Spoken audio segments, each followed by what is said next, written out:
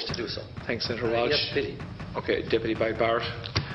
Ambassador, I will say frankly, I'm one of the people who thinks you should be expelled from this country, and I believe that that's nothing to do with you personally. It's to do with the policies of your state. And I think, along with Desmond Tutu, that the time for treating you as a normal state is over, because you're not behaving as a normal state. And I just want to ask you questions, really, in relation to that contention. And I would just say, for the record, it certainly isn't motivated by anti-Semitism in my case. I mean, for example, when disgraceful attempts were being made to downplay the horrors of the Holocaust by people like David Irving, I brought a Jewish Auschwitz survivor to this city to organise meetings and get her on national television to remind the Irish people about the horrors of the Holocaust. And I would do so again if anybody tried to downplay the horrors of what were done to the Jewish people. But it is precisely because I'm opposed to racism that I oppose what your state is doing and what it stands for. So I just want to ask you a few questions in relation to that. And I should also say, by the way, I lived for a year on Moshav Neot Hakikar in the Dead Sea in 1987, 2 weeks before the first Intifada broke out. That leads me to my first question. You have tried to cover over what you have done, the killings of innocent people in Gaza on 3 separate occasions over recent years, the seizure of Palestinian land and so on, by attacking Hamas. Now, why don't you just admit that Hamas didn't exist when the first Intifada took place? They didn't set up an armed wing until the early 1990s. And there was a reason that PLO were in Tunis at the time, exiled, effectively not present. But the ordinary Palestinians rose up because you denied them basic rights. I lived there. It was apartheid. It was racism. It was endemic. It was rotten. Absolutely, I was shocked within weeks of living there to see how you treated Palestinian people. And isn't it the fact that the law of return, which is the basic law of the Israeli state, is a racist apartheid law because it confers rights on Jews that it denies to Palestinians? It allows, for example, if I was Jewish and had never stepped foot in Israel, I could claim citizenship there tomorrow. But 6 million people whose origins are in what you now call Israel, who were forced out in 1947 or 48, do not have that right.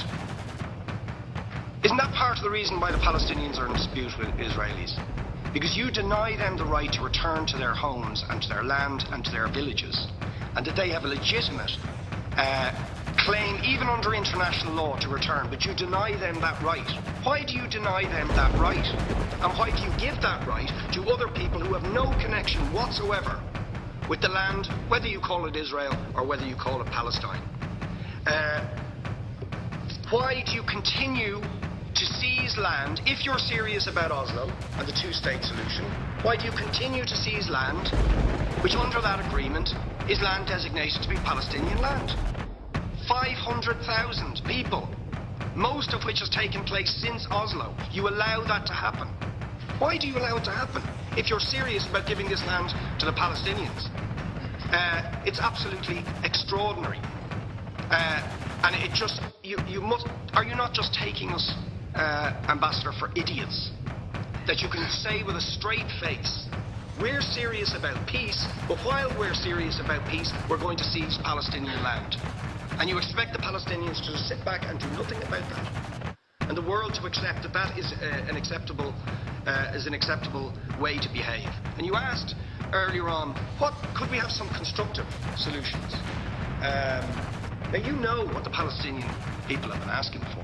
Far less even than some people would ask for. Because I believe the whole apartheid system should be dismantled. But what they've asked for is to lift the siege of Gaza. Just to lift the siege of Gaza. Let them have an airport. Let them have ports. Let them not be dictated to by a government for whom they do not vote as to what can go in and out of their territories, whether they will have power, whether they will have clean water, whether they will have medicine.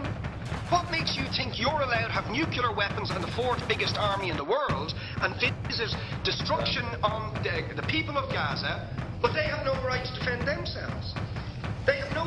territorial sovereignty over that land. Would you ask questions? Please take on speech. How do you justify that? Yeah. All right. How do you justify those double standards? And very lastly, Ambassador, people like Bishop Tutu, Nelson Mandela, and I would certainly describe your state as a apartheid state, with different laws for people depending on their race or religion. Now, isn't that just the case that, for example, at checkpoints going into the West Bank, there's a channel if you're Israeli or European, and there's a channel if you're Arab. Just because you're Arab. If you came into Dáil Éireann and they stopped you and said, "Are you Jewish?" "Oh no, sir, you can't come in through the same entrance as Irish people or European people because you're Jewish," you would call that racism and apartheid. But yet, you practice that with your checkpoints and your military barriers and your apartheid wall. How can you justify that? All right, thank you. Last.